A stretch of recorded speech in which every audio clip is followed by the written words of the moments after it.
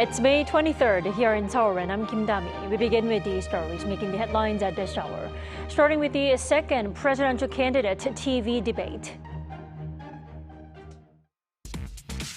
The four main runners take part in their second TV debate on Friday night, 11 days ahead of the snap presidential election. And this time, social issues from pension to medical reforms will be on the debate table. The Trump administration is considering pulling roughly 4,500 U.S. soldiers out of South Korea to relocate them to regions in the Indo-Pacific, including Guam, according to the Wall Street Journal. The Pentagon is yet to confirm such report. And the Trump administration is blocking Harvard University from enrolling international students who take up more than a quarter of its annual enrollment. Harvard calls the move unlawful with a pledge of support for foreign students.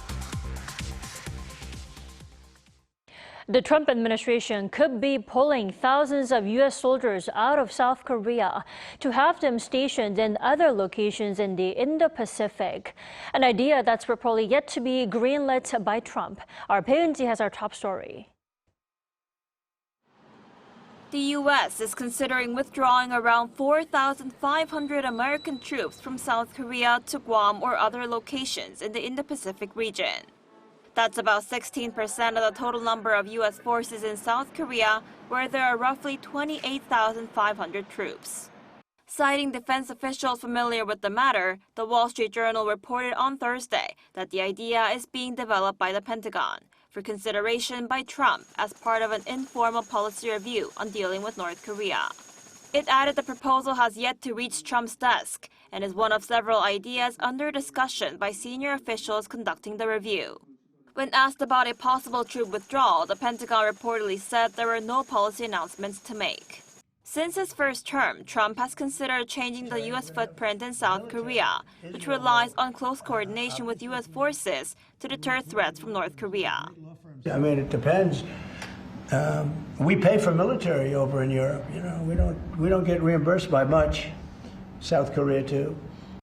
But the head of the U.S. Indo-Pacific Command has presented negative views about the idea of a troop drawdown in a Senate hearing last month, saying the loss of the force on the Korean peninsula would mean a higher probability that North Korea would invade. As General Brunson said, North Korea's development of advanced nuclear weapons and ballistic missiles pose a direct threat to our homeland and our allies, and are executing a deepening cooperation with Russia. Trump has been hinting at an attempt to renegotiate a deal on sharing the cost for American troops stationed in Korea, saying Washington cannot be taken advantage of any longer in military and trade. He's described South Korea as a money machine, insisting that Seoul should be paying $10 billion a year. Pulling troops out of Korea could mean that the Trump administration is looking to redeploy them to areas that better align with priority goals, such as countering China. The Washington Post reported in March that a secret internal guidance memo signed by Defense Secretary Pete Hegseth showed that the country considers China as its sole pacing threat, pressuring allies in East Asia, Europe, and the Middle East to spend more on defense to deal with threats from North Korea, Russia, and Iran. Bae-eun-ji, Arirang News. National polls are releasing their final public opinion surveys ahead of the June 3rd presidential election. Now, the race is getting tighter as voters become more sure of who they will back on the election day. Our Oh Soo-young breaks down the figures. With just 11 days until the June 3rd presidential election, the stakes are higher in the final public opinion polls and the candidates' televised debates. A Gallup survey conducted between May 20th and 21st shows Democratic Party's Lee Jae-myung is still ahead with 46% support. But compared to a week earlier, his approval has dropped, while his main rival Kim Mun-soo of the People Power Party has gained 5 points, narrowing the gap between them from 22 points to 12. Meanwhile, the Reform Party's Jun-seok saw his support jump to 11%, marking two-digit figures for the first time in this race, as the young right-leaning candidate and former PPP leader appeals to a growing number of 20s and 30s and centrist voters. The final National Barometer survey on Thursday showed a similar trend. Lee Jae-myung lost 3 points, while Kim Mun-soo and Lee Jun-seok scored higher ratings at 32% and 10%. It seems conservatives and moderates have been solidifying their votes as election day draws near. The gap between the main Liberal and Conservative candidates shrunk to about 1/3 of last week's level in the Seoul capital region. Young Koreans regarded swing voters also made decisive moves. Among voters aged 29 and under, support for Lee Jun-seok jumped to 26%, ranking a close second behind DP Lee Jae-myung's 30%. The PPP's Kim Mun-soo fell behind at 19%. As all candidates aim to solidify their support base, the number of respondents who said they could switch the candidate they vote for fell 1 percentage point to 16%. More than 8 in 10 people say they'll vote in this election. According to the MBS survey, voters believe the biggest task for the new president will be reviving the local economy, reforming the structure of politics, and reducing social conflict. The leading presidential hopefuls will go head-to-head on Friday night in their second televised debate focusing on social issues. Regardless of their preferred candidate, Korean adults under 40 believe the Harvard-educated Lee Jun-seok performed the best at the candidate's first televised debate last Sunday. Those in their 40s and 50s who are left-leaning overwhelmingly backed the DP candidate, and those over 70 believed PPP's Kim Mun-soo had outshined others in the TV debate. Oh Soo-young, Arirang News. And ahead of the Friday's TV debate, the main runners are keeping themselves busy, wooing voters across the country. Democratic Party's Lee Jae-myung toured Jeju and Gyeongsangnam-do Province on Thursday, where he stressed balanced regional growth. Our Shin Ha-young reports. Democratic Party presidential candidate Lee Jae-myung wrapped up his Thursday campaign in the city of Yangsan in Gyeongsangnam-do Province, which the DP describes as a city with strong potential to become a global logistics hub, thanks to its location and ability to adapt to changing international conditions. During his speech, he emphasized balanced regional growth. Now, this is Lee Jae-myung's second visit to Gyeongsangnam-do Province during the official campaign period, and it's been seen as an effort to secure more votes in the region compared to the last presidential election when he lost to former President Yoon Suk-yeol with about 37% of the vote. Before coming to Yangsan, he held a rally on Jeju Island, where he highlighted the importance of wind power and said Jeju should take the lead in renewable energy.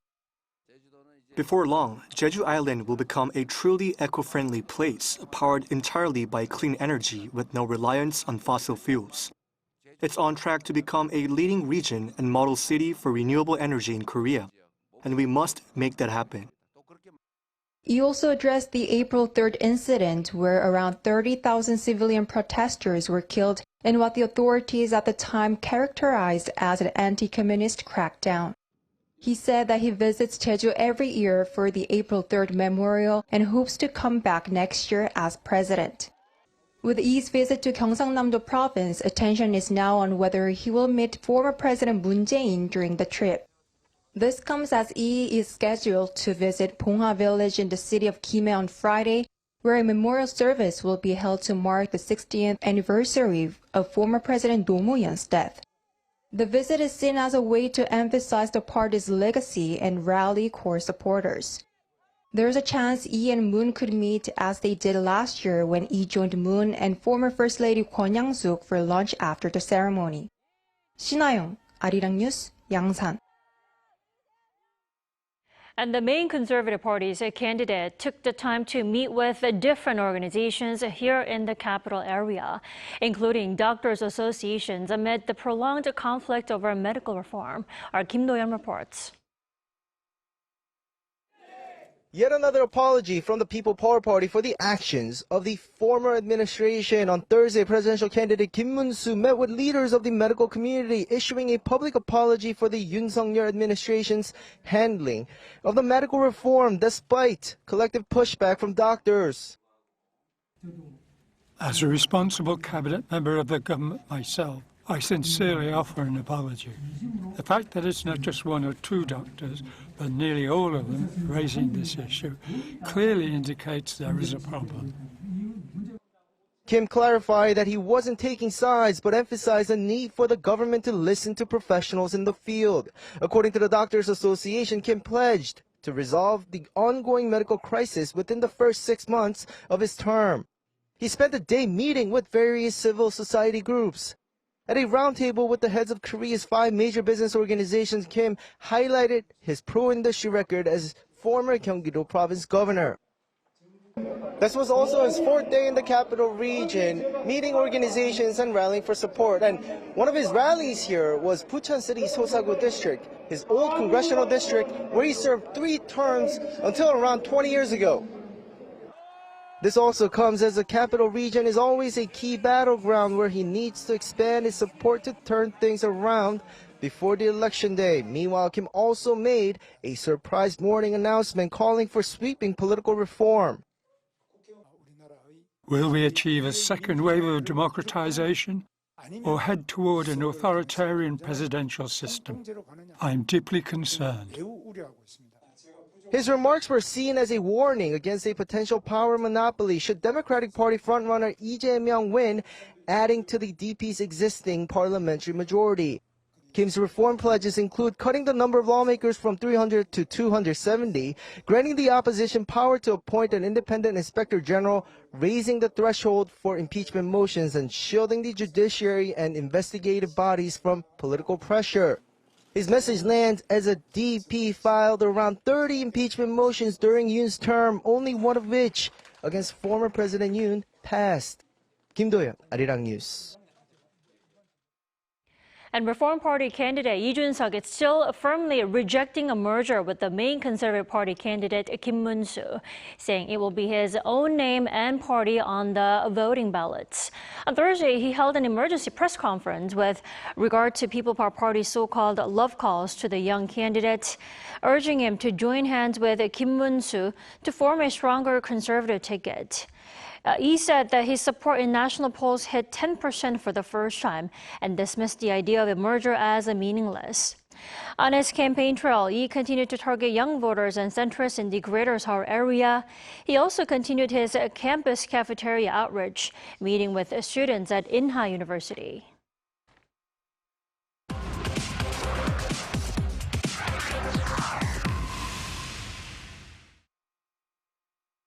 In about 10 days, South Korea will have a new leader, which also raises hopes of a possible South Korea-U.S. summit and a solution to the lingering U.S. tariff issues. Let us discuss more with Professor Kim Hwa-kyun this morning. Welcome back, Professor Kim. Thank you for the invite. So I'd like to begin with the latest trade figures. According to the Korea Customs Service on Wednesday, exports in the first 3 weeks of May were down 2.4% on year. Professor Kim, would you say we are already being hit by tariff-related repercussions? It is plausible that Korean exports are beginning to feel tariff-related effects, but this early decline is a bit too early, I think, and it's not definite evidence alone. So a little more rigorous analysis probably is necessary in terms of like the product and also destination, actually. But according to the historical studies or the previous studies, when the tariff imposition happens, then typically it takes about 2 to 4 quarters to have a full effect. So in that sense, this really early May effect is a little just premature in some sense, but clearly there's some expectations channel that, like, for instance, like in case of the automobiles, right. I know that like lots of the dealers actually started buying the Korean cars earlier to mitigate this effect, and maybe in May they don't actually decide to buy more, so maybe that actually is reflected. So I think it's going to be like a combination of both full effects and the expectations effects. So I think we have to look and see, but clearly the Korea probably has to prepare for some of these main effects given this the number. So we don't need to be all or too dramatic about it, but still it could be a clue to what to expect in the coming weeks or months. Now, the second round of trade negotiations between South Korea and the U.S. were more timely than ever with the whole latest figures now. Do you think the U.S. proposed what it really wants at the talks this time, or do we know what they want already? I mean, there's always some strategic ambiguity here posed by the U.S. government, obviously. But then, while some objectives are well known, like the trade imbalance, that seems to be like very universal across countries that the U.S. is dealing with. And there are some other things, and we also know that the main target for this, tariff is definitely China. So I think the origin of like these products or services, or whether China is trying to bypass like through the Korea and some other countries in terms of selling their products, I think. So these are the clear motivations. And also probably, I don't know to what extent it is the case, but the U.S. definitely tries to mitigate the degree of this fiscal deficits. And then the tariff actually is probably like used as like some tax revenue, obviously, collecting from the foreign firms, basically. So I think all these kind of things, some combinations. What we don't know is like percentage. So to what extent I think it is about just fixing the trade surplus, or it's going to be more about the tariff revenue. We don't know. Certainly. Now, correct me if I'm wrong, Professor Kim. I feel like there's no reason for the U.S. or South Korea to, rush through the whole trade negotiation, since we will have a new government soon after the election.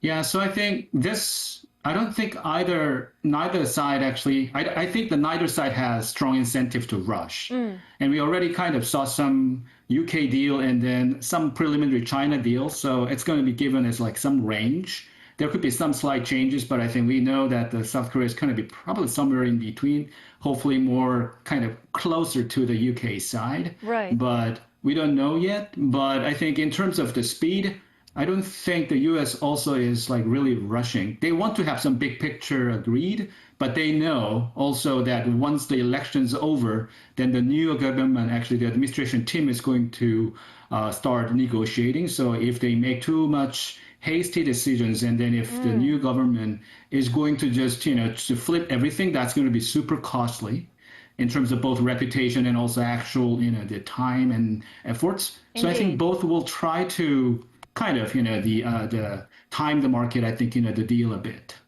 Well, what we do know is that South Korea will have a new leader in about 11 days, But do you think a summit between the leaders of the new South Korean leader and Trump be, any help in resolving the trade issues, or no? What do you think? I think so. I mean, I don't think this big summit, meeting is going to handle all the details. But, the big picture agreement is important so that, the practitioners and also the officials actually get into actual negotiation in terms of like details, which is more important. So big picture agreement wise, I think summit work actually can be very important in that regard. At least the one part of the uncertainty is going to be resolved. So I think after the election, if the new leader in South Korea, the new president, is going to deal with President Trump, I think that's definitely going to resolve the uncertainty, at least in terms of like the big picture. But neither South Korea nor the U.S. wants to pass the July 31st, when the 90-day tariff pause expires, right? So they do want to make, settle things down before then, right? Yeah, I think so. But at least the thing is, if we all like say, oh, this is going to be the hard deadline, and then I think there's a chance that the U.S. may just flip later. Well, Right. especially if this is not in their full favor. If it is actually going to be a good deal, then of course they will try to use it. So I think from the South Korean government's point of view, I think that's July 31st as the hard deadline, and then try to get into that actually, and then do the best actually negotiation. Probably that's the best optimal strategy. But if somehow the U.S. actually wants to delay it because of the other countries, because it's like, U.S. has to deal with like multiple countries at the same time. Right. So South Korea's government's the attitude versus the U.S. government's actually attitude probably may be asymmetric. But at least for the South Koreans' perspective, I think it's probably a good idea to, give this as like hard deadline, do their best actually. All right, Professor Kim, thank you so much for connecting with us this morning. You have a wonderful day there. Always pleasure.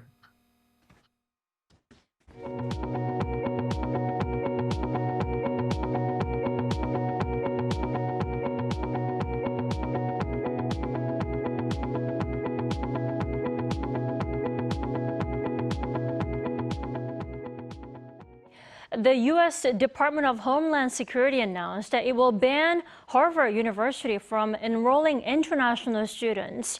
Now, according to the U.S. officials, Harvard may be just the beginning. Our Lee Seung-jae has more. The Trump administration has barred Harvard University from enrolling international students moving forward. According to the U.S. Department of Homeland Security on Thursday, it has revoked the school's Student and Exchange Visitor Program certification, saying that Harvard has created an unsafe campus environment by permitting anti-American, pro-terrorist agitators to harass and physically assault individuals, including many Jewish students, and otherwise obstruct its once venerable learning environment. The DHS added that many of the agitators are foreign students. The latest ban also means that currently enrolled students at the Ivy League school must transfer or lose their legal status. The move comes as Homeland Security Secretary Kristi Noem ordered the DHS to terminate the school's Student and Exchange Visitor Program certification due to the university's refusal to hand over the conduct records of international students as requested last month. In an interview with Fox News on Thursday, Noem said that her department is absolutely considering similar measures for other universities, including Columbia University. She stressed that what has happened to Harvard should be a warning to all other universities to get their act together. The Trump administration's revoking of Harvard's Student and Exchange Visitor Program certification means 6,800 international students enrolled in the school must transfer to keep hold of their legal status in the U.S. Lee Seung-jae, Arirang News.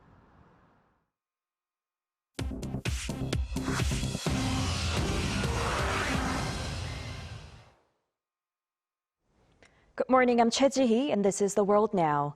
Beginning in Australia, severe flooding across New South Wales has resulted in at least 4 deaths and left more than 50,000 residents under evacuation warnings. Reports say around 4 months of rain has fallen in the region over the past 2 days. New South Wales police said Thursday that at least 4 people died and tens of thousands of residents have become isolated in a once-in-a-lifetime event.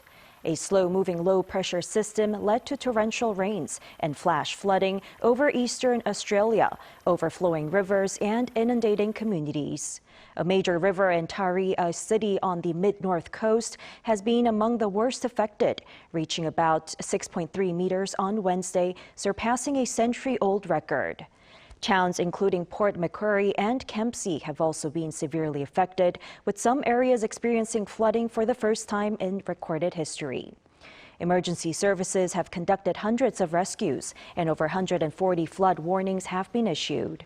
While more rain is expected in the coming days, some 9,500 properties have been directly impacted, and over 100 schools have been closed. Iran's foreign minister has issued a warning to Israel and the United States, saying that any attack on its nuclear facilities would be met with a decisive response. This comes amid reports that suggest Israel is preparing for potential strikes if ongoing U.S.-Iran nuclear negotiations fail. Foreign Minister Abbas Araghchi said Thursday that Iran would hold the United States legally responsible for any Israeli attack on its nuclear sites. These words were delivered through a letter addressed to United Nations Secretary General Antonio Guterres. He added Tehran would view Washington as a participant if any Israeli attack on Iran's nuclear facilities were to occur, and that Iran's actions will correspond and be proportionate to preventive measures taken by international bodies. Earlier reports indicate that Israel is preparing for rapid strikes on Iranian nuclear sites should the current negotiations, a 5th round of which are slated for Friday in Rome, were to fail. Israeli officials have not confirmed such plans, but have previously stated that Iran's nuclear program poses an existential threat. A U.S. music talent agency said Thursday that 3 of its employees died after a small private plane in which they were traveling crashed into a residential area in the city of San Diego in the early hours of the same day. According to the U.S. Federal Aviation Administration, 6 passengers were on board the plane, with some reports indicating there have been no survivors. 8 people on the ground have also been injured. Authorities say the incident occurred amid dense fog conditions as the aircraft was attempting to land at nearby Montgomery Gibbs Executive Airport. Multiple homes have caught fire due to the crash, and nearly 100 residents have been evacuated. The Federal Aviation Administration and the National Transportation Safety Board are investigating the incident.